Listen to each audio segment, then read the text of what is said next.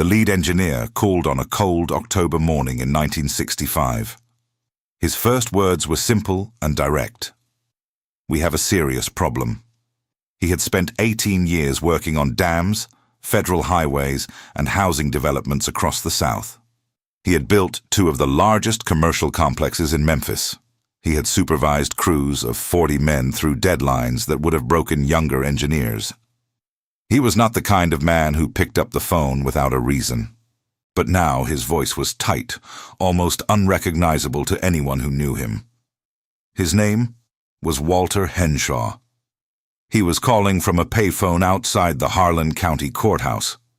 The entire $2 million Harlan Valley development project was frozen. Frozen because of what?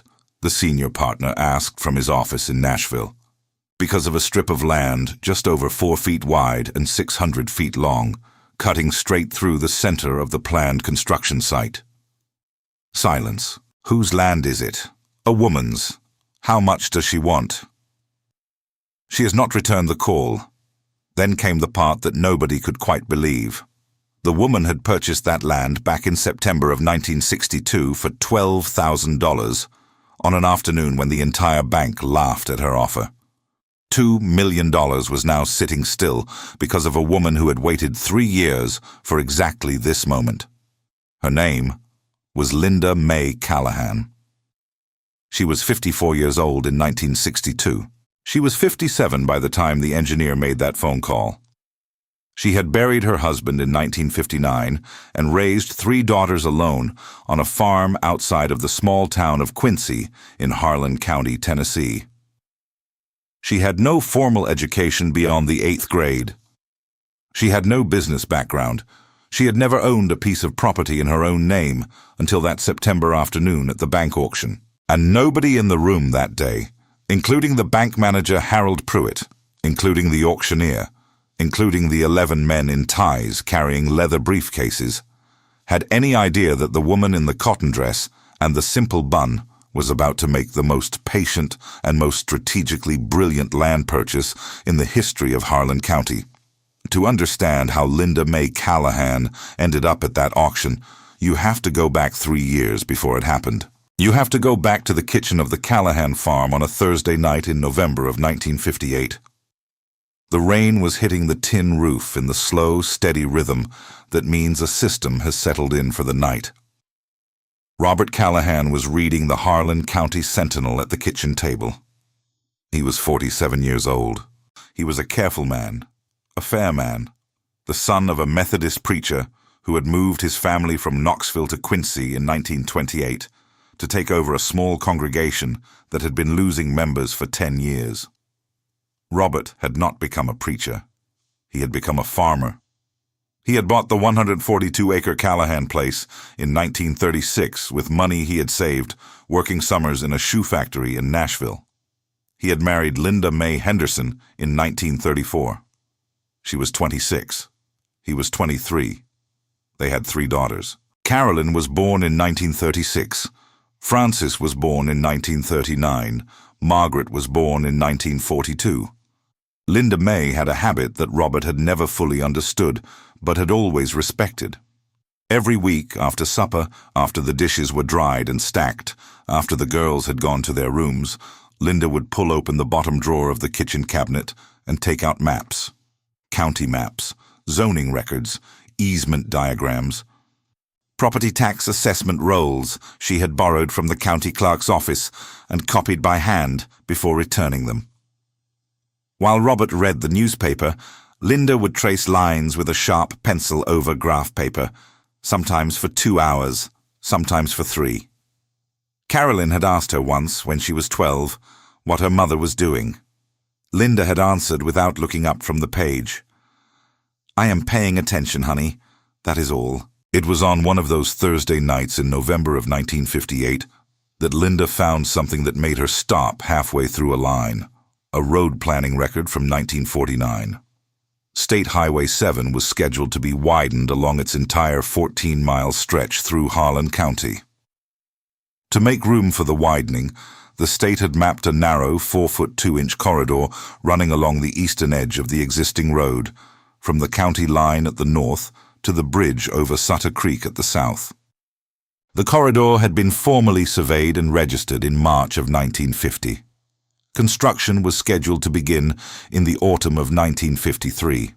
The project had been suspended in July of 1953 when federal highway funding had been redirected to the interstate system that President Eisenhower had championed in his first year in office. The corridor had never been formally dissolved. It had remained on the county records as a separate parcel. It had been taxed by the state as vacant land every year since 1953. Linda read the document 4 times. Then she closed the folder. Then she turned off the kitchen light. Then she went to bed. Robert was already asleep beside her, breathing slowly the way he breathed when he was deep into a sleep he would not surface from until the alarm went off at 5:15. Linda did not sleep for 2 hours. She lay in the dark beside her husband, listening to the rain on the roof. And she thought about a 4'2" corridor that nobody else in Harlan County had bothered to read about in 15 years. Robert woke briefly around midnight when she shifted in the bed. "May," he said. "Yes, Robert. You are awake. I'm thinking about something." He did not ask what. He had been married to her for 24 years. He knew her well enough to know that when Linda was thinking about something on a Thursday night in November, she would either tell him by Sunday or she would not. And either way, it would be something worth waiting for. He pulled the quilt higher and went back to sleep. Linda told him on Saturday evening after supper, while she was washing the dishes, and he was drying them with the cotton towel his mother had embroidered with their initials in 1934. Robert. "Yes, May. There is a piece of land east of Highway 7 that the state forgot to take off the books in 1953. Robert paused with the plate in his hand. Forgot how? There was a road widening project. It was suspended when the federal money got redirected to the interstate. The corridor they had marked out, 4 feet wide, 600 feet long, was supposed to be absorbed back into the surrounding parcels. The paperwork was never filed. The state has been taxing it as a separate vacant parcel ever since. He set the plate down. "How do you know this?" "I read the planning record." "Where?" "The county clerk's office." "They let you read it." "They let me read it." "May," he said carefully, "what are you thinking?" "I am not yet sure what I am thinking. But there is going to be development east of that highway someday, Robert. The land is too good. There is 240 acres of flat ground behind that corridor. The Brannigan farm to the west is not for sale. The lake is to the south. The swamp is to the north. The only practical road into that block of land runs along the eastern edge, parallel to Highway 7, and the corridor crosses every possible access point." Robert was quiet for a long moment. He picked up another plate. He dried it slowly. "May," he said. "Yes, Robert. You are smarter than any man at the cooperative in town." "I know," said Linda. He laughed quietly. He had laughed that way for 24 years, the small private laugh of a husband who had married above his station and had never once been confused about it. "May," he said. "Yes, Robert. Whatever you are going to do, you have my permission." Robert never knew what she ended up doing. He died on the 11th of October, 1959, of a heart attack in the South Field, 3 weeks before the corn harvest. He was 48 years old. He had complained of chest pain on the morning of the 10th. He had refused to drive to the doctor in Nashville. He had spent the morning of the 11th stacking hay in the loft. He had come down for lunch. He had said he was tired. He had gone back out to walk the South Field at 3 in the afternoon. He had collapsed beside the tractor at 3:45. The neighbor, a man named Earl Hadley, had found him at 5:15 when Earl had driven over to borrow a drill bit. Robert had been dead for an hour. Linda buried Robert on the 14th of October 1959 at the Quincy Methodist Cemetery, in a plot beside his father, the preacher who had moved the family from Knoxville 31 years earlier. She wore a black wool dress that she had sewn herself in 1956 for a different funeral, the funeral of Robert's mother. She carried the same black handbag she had carried that day. She would carry it for the rest of her life. Carolyn was 23 years old at the funeral. She had finished her undergraduate degree at Vanderbilt the previous spring and had been accepted to the Vanderbilt Law School to begin in January of 1960. Frances was 20. She was studying nursing at the University of Tennessee. Margaret was 17. She was a senior at the regional high school, planning to apply to the University of Memphis. The three daughters stood beside their mother at the grave in the cold October wind. Carolyn would describe the moment, 50 years later, in the eulogy she gave at her own mother's funeral in 2005. "Mama did not cry," Carolyn said. Mama held Frances by one hand and Margaret by the other. Mama looked at the casket, and she looked at the cemetery, and she looked at the road that ran past the cemetery toward the eastern edge of Harlan County. And what I saw in her face that day was not grief. Grief came later, in the quiet hours after the rest of us were asleep. What I saw on her face that day was a decision. The decision was to continue. The decision was to do everything she had planned with my father, and everything she had planned for after my father, by herself. Linda ran the farm alone for the first 18 months. Carolyn helped on weekends when she could come home from Nashville. Frances helped during the summer break of 1960. Margaret helped after school. Earl Hadley, the neighbor who had found Robert in the field, brought his teenage son Tom over twice a week to help with the heavier work. Earl did not charge Linda for the help. Linda paid him anyway, in canned vegetables, in fresh eggs, in pies, in the long, quiet kindnesses that small communities use when nobody wants to talk about money. The farm broke even in 1960. It made a small profit in 1961. By the spring of 1962, Linda had paid down the small mortgage Robert had taken out in 1957 to buy a new tractor. The farm was free and clear. The savings account at the Harlan County Bank held $17,400. Linda Mae Callahan was 54 years old in the spring of 1962. She had 3 daughters in college or about to start. She had a paid-for farm. She had $17,400 in the bank, and she had been watching a 4-foot 2-inch strip of forgotten state land east of Highway 7 for 43 months, since November of 1958. The night when Robert was already asleep beside her, and she had not yet decided what to do about what she had read at the kitchen table. In March of 1962, a small notice appeared in the Harlan County Sentinel.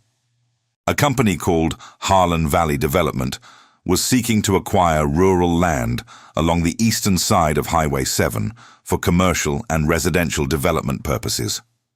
Contact the law office of Pruitt & Sons, Nashville. Linda clipped the notice.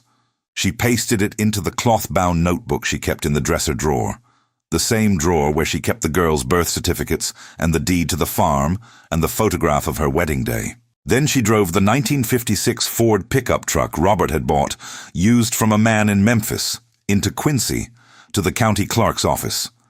The clerk was a thin man named Wendell Pratt, who had held the position for 27 years and who knew everyone in Harlan County by name. Wendell, Mrs. Callahan. "I would like to see the property transfer records along the eastern side of Highway 7 for the past 12 months. Wendell looked at her over the top of his reading glasses.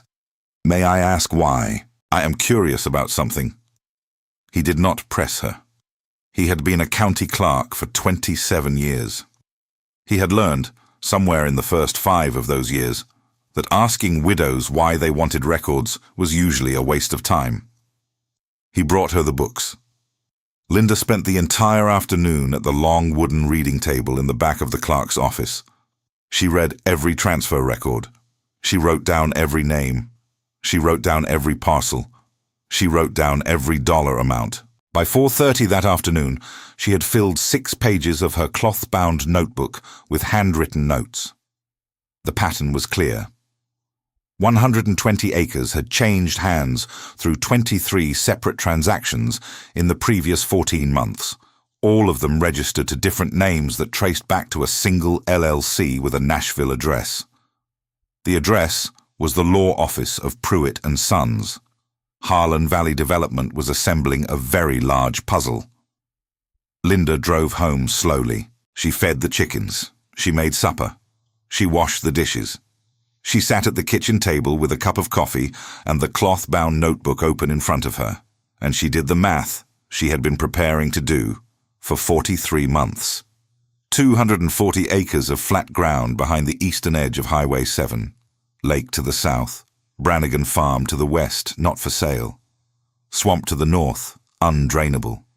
Only one practical road in or out, running parallel to Highway 7, crossing the eastern edge of the development, crossing the 4-foot 2-inch corridor that the state had forgotten about in 1953 and had been taxing as vacant ever since.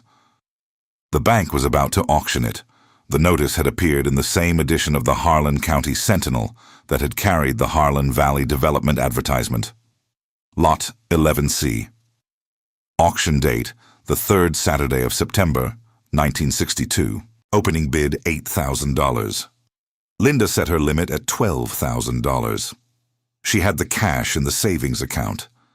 She had been ready since the autumn of 1958.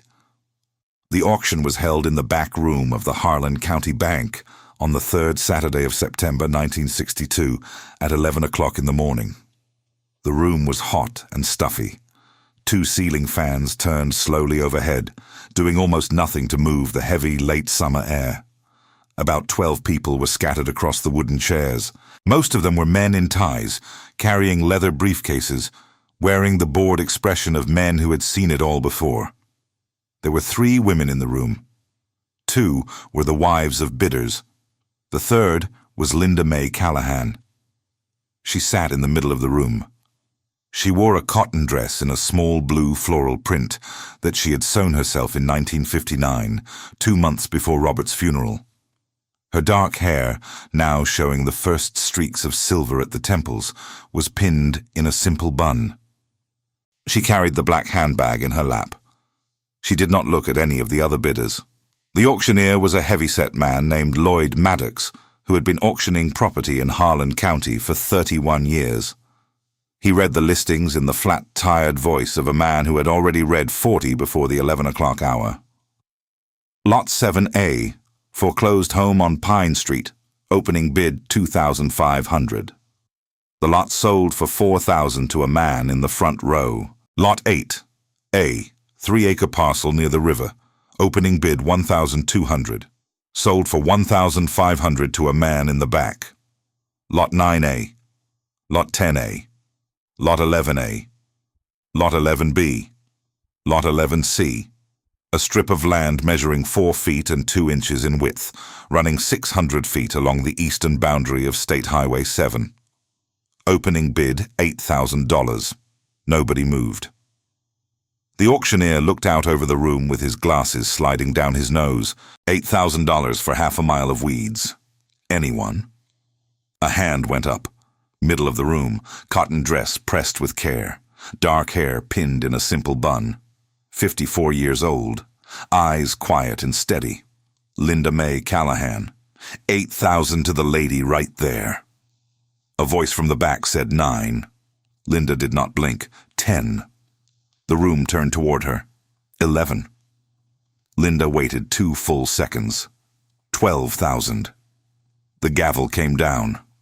Lot 11C sold for $12,000. Before she even reached the table to sign the papers, Harold Pruitt, the bank branch manager, leaned toward the man beside him and said, loudly enough for the front row to hear, "A widow spending $12,000 on 4 feet of grass." Some of the men laughed. A short laugh. The kind of laugh that ends quickly because the person laughing is not entirely sure what is funny, but feels obligated to participate.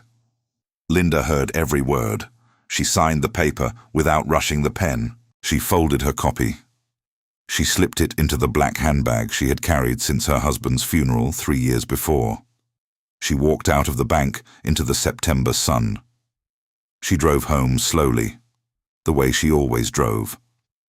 Carolyn was waiting on the porch of the farmhouse when Linda pulled into the gravel driveway. Carolyn was 26. She had finished her second year of law school at Vanderbilt. She was home for the long weekend. She had her arms crossed and her eyes anxious. She had known about the auction. She had known about the corridor since the spring when Linda had finally told her the full story. "Did you get it, Mama?" "I got it, honey." "What now?" Linda climbed the porch steps without hurrying. She pulled open the screen door. She set the black handbag on the small table beside the door. Now, we wait.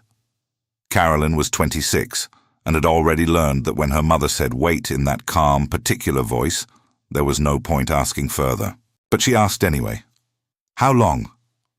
"As long as it takes." Carolyn nodded once.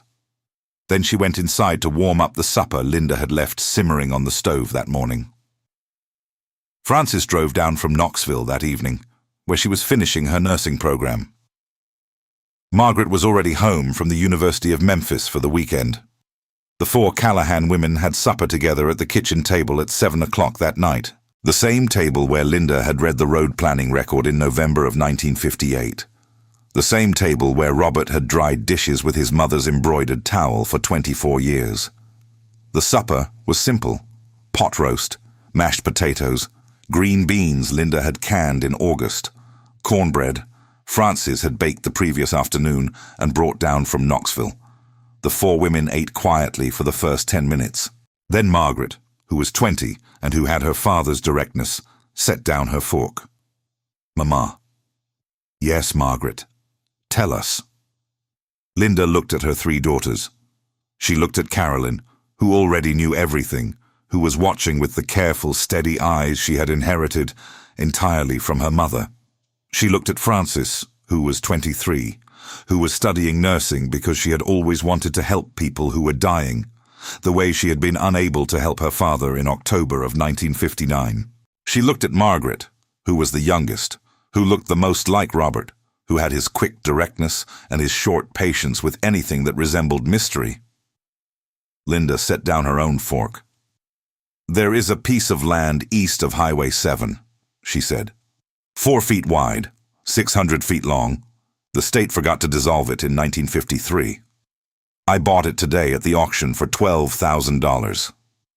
The bank manager laughed at me when I signed the papers." Frances put her hand to her mouth. Margaret leaned forward. "Why, Mama?"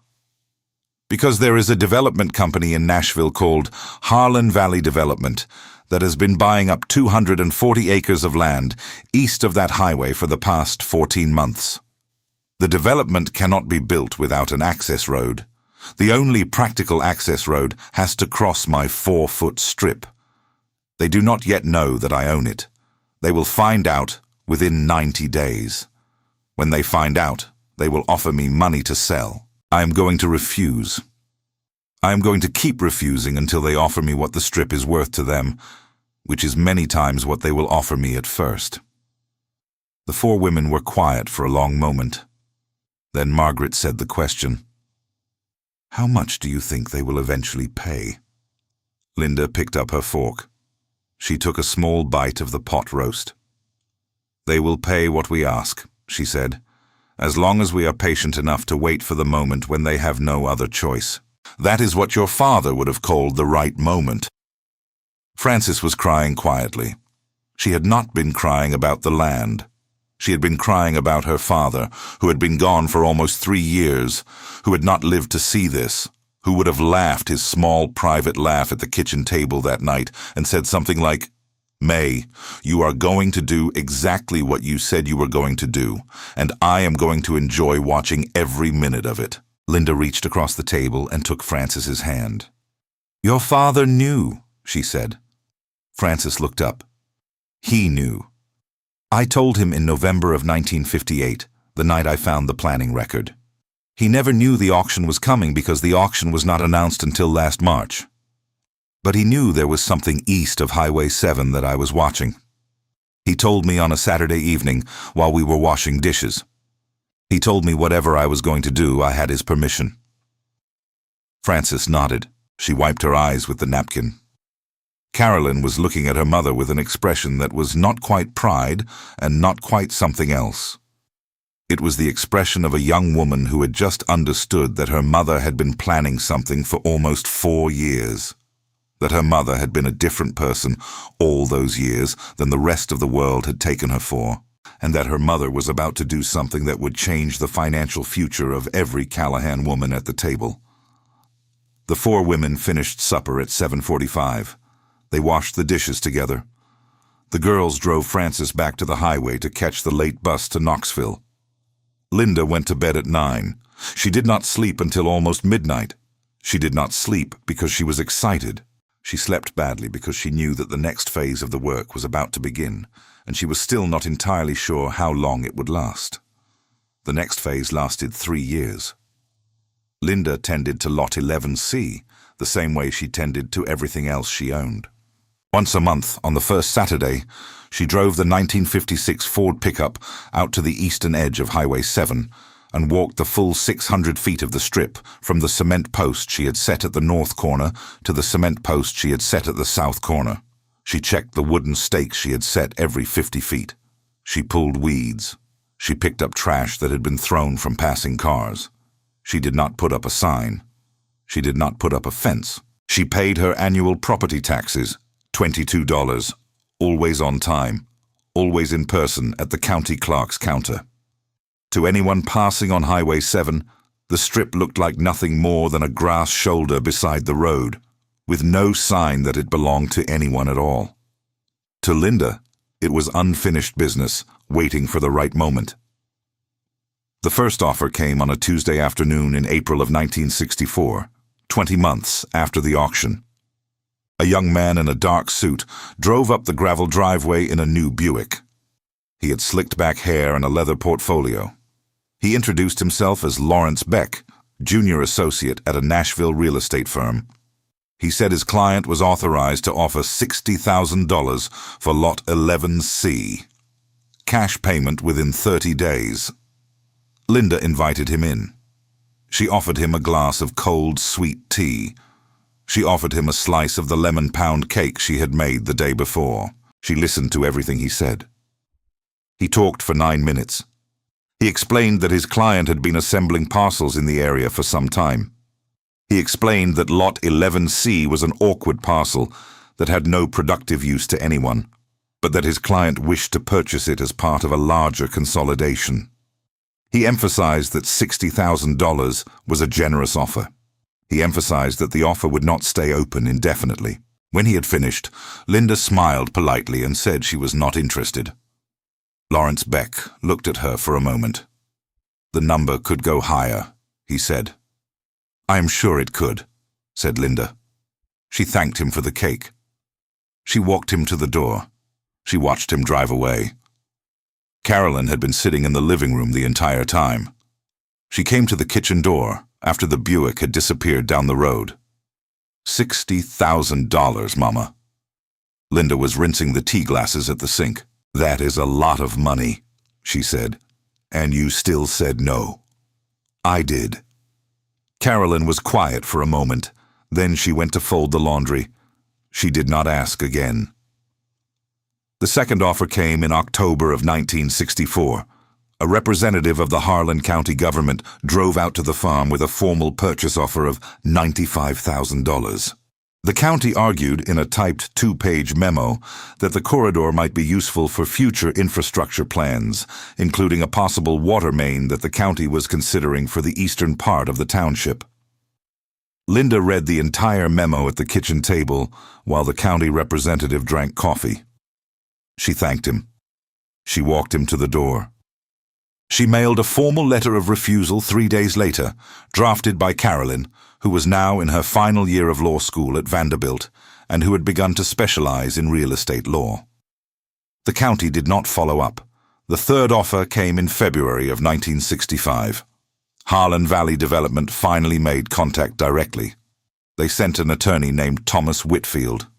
He drove out from Nashville on a cold Wednesday morning. He had a neatly trimmed mustache. He carried a beige leather briefcase. He sat down at the kitchen table at 10:30 and set a written offer on the linen tablecloth. The offer was for $180,000. Payment within 30 days. No conditions. Linda poured coffee. She set out a slice of peach pie that she had baked from the peaches Earl Hadley had given her in August. She listened to Thomas Whitfield's presentation, which lasted 12 minutes. She did not look at the written offer. She watched the attorney's face the entire time. She watched his eyes. She watched the way his hand rested on the briefcase. When he had finished, Linda looked at him over the rim of her coffee cup and said quietly, "Mr. Whitfield, please tell your client that I have been patient too. Longer than he knows." The attorney was silent for a moment. He had not expected the response. He had been authorized internally to go up to $220,000 in the first meeting. He had not been authorized for anything beyond that.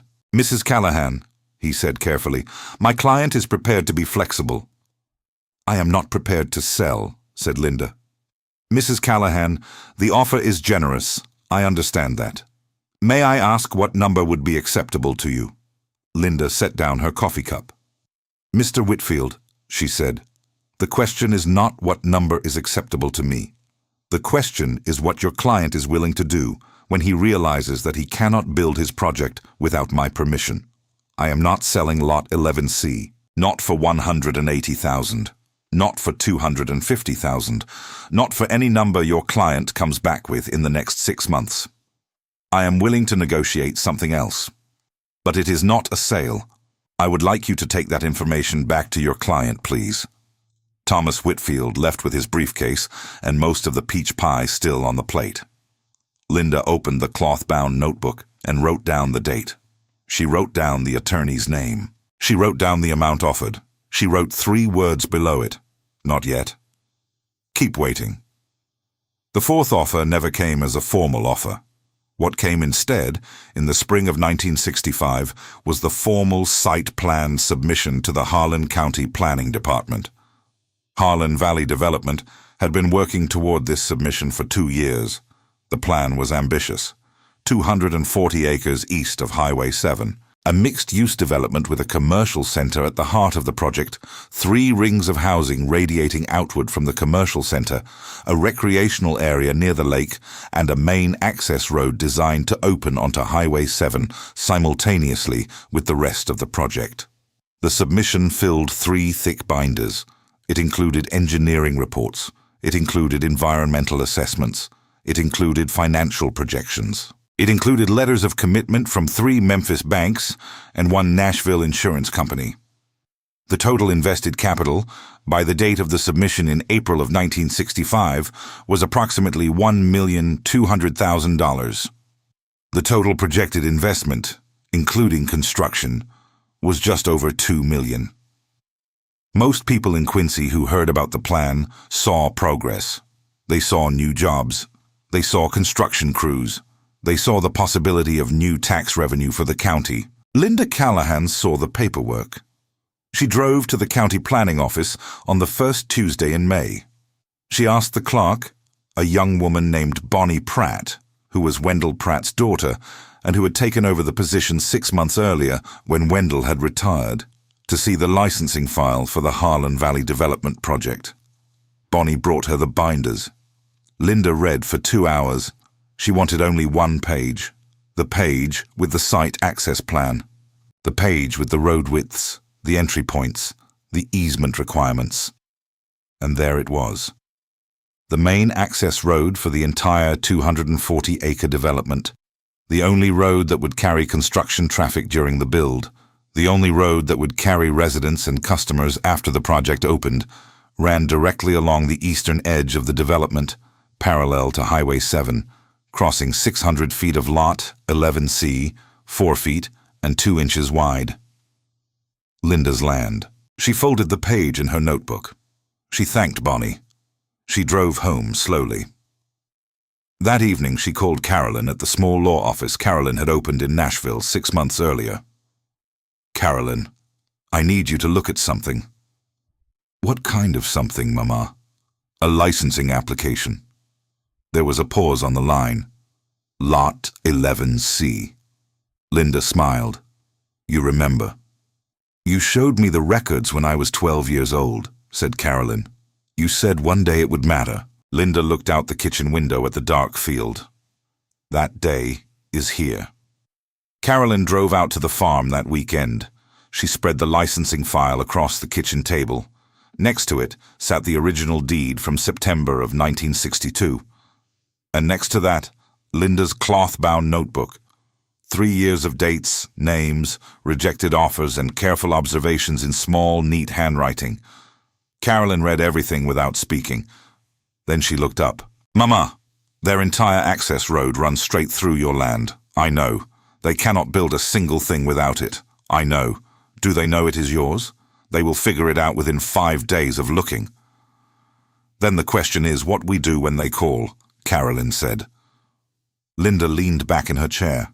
She turned the cup of coffee slowly between her hands, the way she had turned it for 43 months while she waited. "We are going to ask for what it is worth," she said. 2 weeks later, Harlan Valley Development hit its first real wall. The county planning department required proof of legal access to the main road before any construction permit could be issued.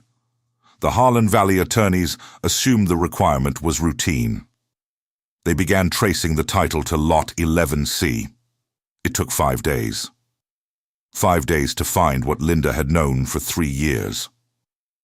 The phone at the farmhouse rang on a Wednesday morning in the middle of October, 1965.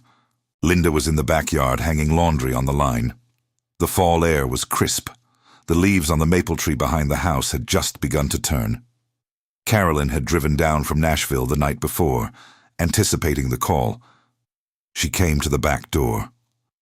"Mama, there is a man from Nashville on the line." Linda dried her hands on her apron. She walked to the kitchen telephone without hurrying. She picked up the heavy black receiver. "This is Linda Callahan." The voice on the other end was calm and professional. "Mrs. Callahan, my name is James Whitmore. I represent Harlan Valley Development. We would like to discuss purchasing your property. Lot 11C. We are prepared to offer $250,000. Cash payment within 30 days. Linda said nothing for 2 full seconds. The same 2 seconds she had waited at the auction in 1962. "Thank you for the call, Mr. Whitmore," she said. She hung up the receiver. She walked back to the living room. Carolyn was sitting in the armchair by the window.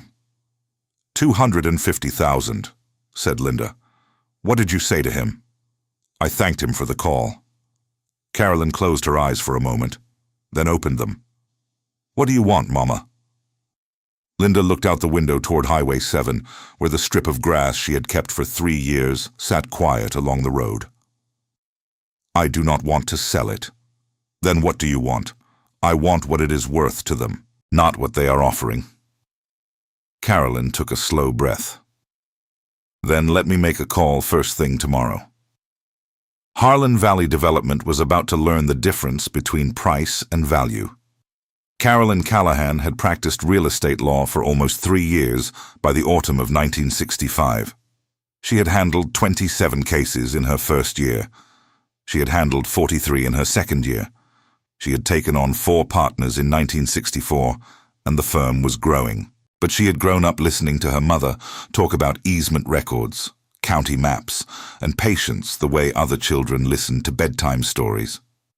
She called James Whitmore the following morning at 9:15. "Mr. Whitmore, Miss Callahan. I am representing Linda May Callahan regarding Lot 11C. Whitmore sounded confident. $250,000 is a very generous offer, Miss Callahan. Carolyn did not pause. "Mr. Whitmore, please open your client's licensing file and turn to page 47. The site access plan. The only road in or out of that development crosses my mother's land. That property is worth what your client needs from it, not what he is offering. She will not sell." The line was silent for several seconds. Whitmore had not expected the licensing file to be referenced. He had assumed Linda Callahan had not seen the site plan. He had assumed the conversation would be a straight purchase negotiation between a Nashville lawyer and a country widow's 20-something daughter. He recalibrated. Everyone has a price, he said finally. She wants terms, said Carolyn. What kind of terms? A permanent easement for right-of-way. $350 per month, adjusted annually for cost of living. The easement is transferable to her heirs. No expiration date. The Callahan family retains underlying title to Lot 11C in perpetuity. Silence on the line. Then Whitmore said, Miss Callahan, my client has invested over $1 million in this project. He cannot accept a perpetual easement. He needs to own the access. He cannot own the access, said Carolyn. He can rent it. Whitmore promised to call back. Harlan Valley Development went dark for 9 days. Linda continued to walk Lot 11C every Saturday morning. Carolyn drove to Quincy on the weekends and read law textbooks at the kitchen table while Linda made supper. Frances called from Knoxville, where she was now a registered nurse at Vanderbilt Hospital, every other day. Margaret was in her senior year at the University of Memphis and called once a week. The Callahan women waited together. On day 10, Whitmore called back. $200 a month, 12-year contract. Carolyn called Linda right away. Linda listened without interrupting. Tell him no. Carolyn went back to Whitmore. $350, Mr. Whitmore. Permanent, final offer. Another week of silence. Then Harlan Valley Development filed a lawsuit. The lawsuit claimed that Lot 11C had been abandoned by the state of Tennessee before 1960 and therefore could not have been the subject of a legitimate sale at the bank auction in September of 1962, and therefore Linda May Callahan did not hold valid title to the parcel. The argument was carefully constructed. It cited a 1957 Tennessee Supreme Court ruling on parcel abandonment. It cited the absence of any active state claim on the corridor between 1953 and 1962. It cited the state's failure to use the corridor for any purpose during the 9-year intervening period. The argument had enough legal weight to frighten anyone who did not have the right documents. Carolyn read the complaint at the kitchen table on a Saturday evening in early November. She read it twice. Then she looked at her mother, who was sitting across from her with a cup of coffee. Mama, this is going to take real evidence to defeat. I know. Do we have it? Linda set down her coffee. She walked to the dresser in the bedroom. She opened the bottom drawer where the cloth-bound notebook was kept. She came back to the kitchen with 3 additional folded documents that she had never shown Carolyn. She placed them on the table. Carolyn unfolded the first document. It was the original 1949 road planning record from the Tennessee Department of Highways. The document that established the corridor. The one Linda had read at the kitchen table on a Thursday night in November of 1958. Carolyn unfolded the second document. It was a 1953 State Department of Public Works memorandum suspending the highway widening project. The memorandum specifically stated that the corridor was being placed in vacant status pending future federal funding. The memorandum did not formally dissolve the corridor. It explicitly preserved its status as a separate parcel for tax assessment purposes. Carolyn unfolded the third document. It was a 1961 letter from the Tennessee Department of Revenue confirming the active tax status of Lot 11C, and acknowledging $22 in annual property tax assessment. The letter was addressed to the Harlan County Bank, which had held the parcel as collateral on a defunct loan from a previous owner before the September 1962 auction. Linda spread the 3 documents in chronological order across the table. She placed the original 1962 deed beside them.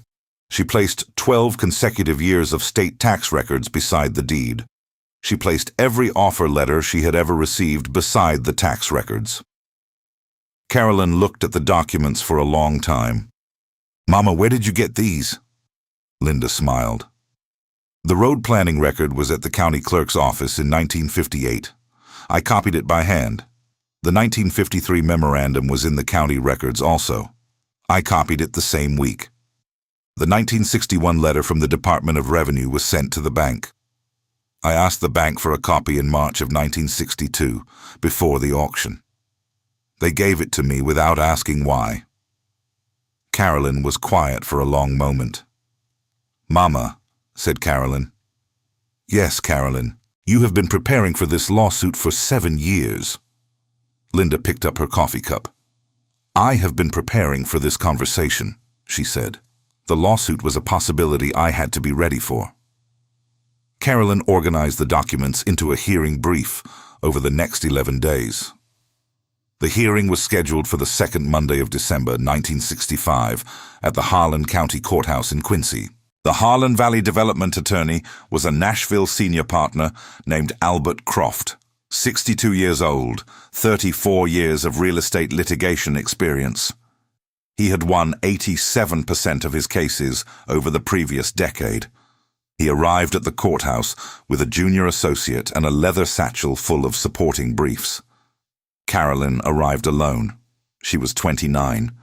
She had practiced law for less than 3 years. She wore a dark blue wool suit her mother had helped her pick out at a department store in Nashville the previous month. Linda sat in the second row of the courtroom. She wore the same cotton dress she had worn to the auction in 1962. She carried the same black handbag. The judge was a man named Theodore Mansfield, 58 years old, 18 years on the Harlan County bench. He had gone to elementary school with Robert Callahan in 1922. He had not seen Linda since Robert's funeral. He nodded to her gravely as he took his seat. The hearing was brief.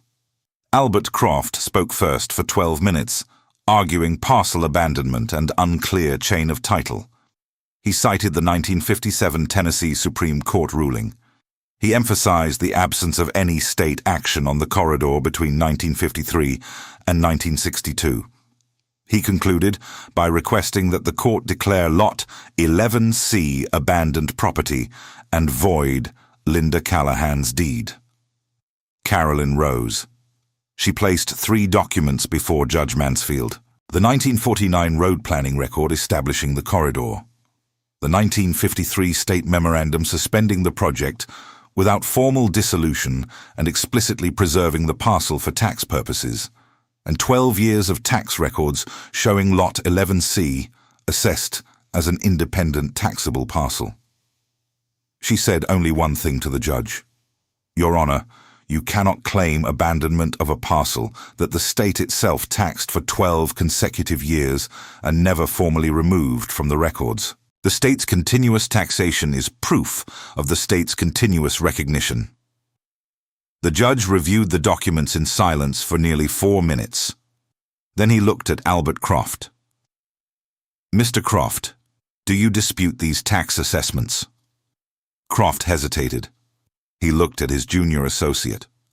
He looked at his leather satchel. "No, Your Honor." The judge nodded slowly. "Then Lot 11C remains a valid parcel. Mrs. Callahan's chain of title is legitimate. The claim is denied, costs assessed to the plaintiff." Albert Croft did not look at Linda as he packed his briefcase. His junior associate did. The young man's expression was the expression of a person who had just watched a senior partner lose to a 29-year-old woman with 3 documents and a country accent. Harlan Valley Development called Carolyn that same afternoon. Whitmore's voice was different now, less polished, more direct. "Miss Callahan, our client will accept your mother's terms." Carolyn kept her tone even. $350 per month. Permanent right-of-way easement. Cost of living adjustment. Transferable to her heirs. No end date. That is correct. We agree. Carolyn called Linda from the courthouse hallway. The payphone took her last quarter. "Mama," they accepted. Linda was quiet for a moment. Every single term. Another pause. Then Linda said quietly, $22. "What?" "My annual taxes.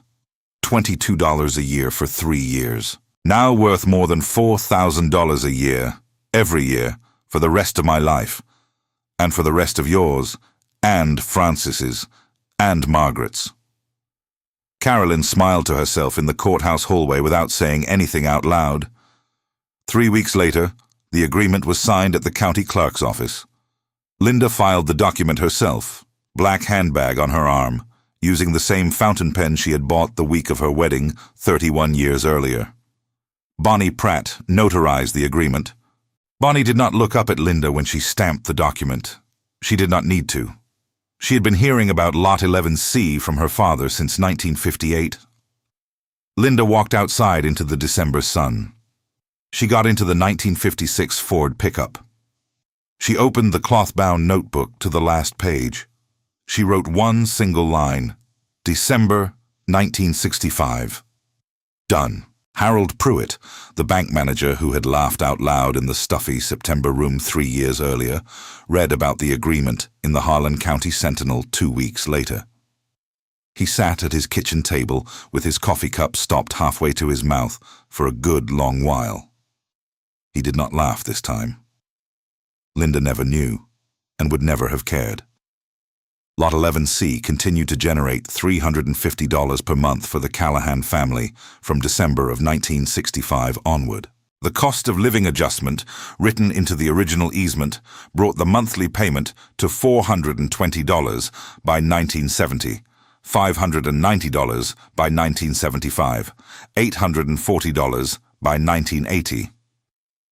By the time of Linda's death in February of 2005, at age 97, the monthly payment had grown to $1,732. Across 40 years from 1965 to 2005, the easement had paid the Callahan family approximately $430,000 in cumulative income, against an initial investment of $12,000 in 1962. The land itself remained Callahan property. Linda left it to her 3 daughters in equal shares. Carolyn became the senior partner of her firm in 1972 and practiced real estate law in Nashville until 2009. Frances continued nursing at Vanderbilt Hospital until 1998. Margaret became a high school history teacher in Memphis and taught for 34 years. The 3 sisters, when they were old women themselves, never argued about the easement income. They split the monthly payment equally and called each other on the 1st of every month to confirm the deposit had cleared. Carolyn handed the easement administration over to her own daughter, Linda May Callahan Jr., named after her grandmother, in 2010. Linda May Callahan Jr. is a real estate attorney in Memphis. She is 52 years old in 2025. She drives out to Lot 11C 4 times a year. She walks the 600 feet from the cement post at the north corner to the cement post at the south corner. She checks the wooden stakes her grandmother set every 50 feet in 1962, which her own mother replaced in 1989, which she replaced again in 2014. She picks up trash. She pulls weeds. She has done this since 2010. The Harlan Valley Development Project, built finally in 1968 after the easement was signed, is now a small commercial center with a grocery store, a hardware store, a regional bank branch, and 3 rings of older suburban housing. The development looks tired. It has needed renovation since 2005. Most of the original developers are dead. Harold Pruitt, the bank manager, died in 1991 at the age of 73 of a stroke. Albert Croft, the Nashville attorney, died in 1989 at age 86 of complications from pneumonia. Wendell Pratt, the county clerk who had let Linda read the records in 1962, lived to 94. He died in 1996. Bonnie Pratt, his daughter who had notarized the easement, retired in 2014. Earl Hadley, the neighbor who had found Robert in the South Field in October of 1959, died in 1979 at age 77. His son Tom, who had helped Linda with the heavier farm work as a teenager, took over the Hadley farm in 1980 and still runs it today at age 82. The Callahan farmhouse where Linda lived from 1934 until her death in 2005 still stands. It is owned by Margaret's son, who is 64 years old, retired from a career as a regional manager for a Memphis insurance company. He keeps the kitchen exactly as Linda kept it. The bottom drawer of the cabinet still holds the maps. The cloth-bound notebook is in the dresser drawer, where the girls' birth certificates were kept. The notebook is now in the possession of Linda May Callahan, Jr., who reads it every December on the anniversary of the December 1965 entry. Linda May Callahan paid $12,000 for 4 feet of grass on a morning when men in ties laughed at her in a hot Harlan County auction room. 3 years later, that investment paid for itself in full every single month for the rest of her life. She never bragged about it to anyone. She never called the bank. She never returned to the auction room. She never spoke to Harold Pruitt again, even though she saw him 3 times at the grocery store in Quincy between 1965 and his death in 1991. He nodded to her once, in 1972. She nodded back. Neither of them said anything. Some people collect problems. Linda May Callahan cultivated patience. She read the maps nobody else read. She stayed quiet when everyone else was talking. She waited while everyone else gave up, and when the moment finally came, she did not run. She did not shout. She did not celebrate with any kind of noise. She simply opened the notebook and wrote "done." Because women like Linda do not need the world to know they won. They already know, and that is enough. Before you go, I want to ask you something. Where in the world are you watching this story from? It could be a small town. It could be a big city. It could be a different country entirely. Drop a comment right now and tell us your city, your state, your country. I want to see how far Linda May Callahan's story has traveled, because she waited 3 years for her moment. The least we can do is find out where her story reaches. And if this story moved you, if you believe that patience and careful thinking are worth more than anything money can buy, please subscribe to this channel right now. We bring stories like this one every week. Real stories about quiet people who played the long game and won. Subscribe, leave your location in the comments, and we will see you in the next story.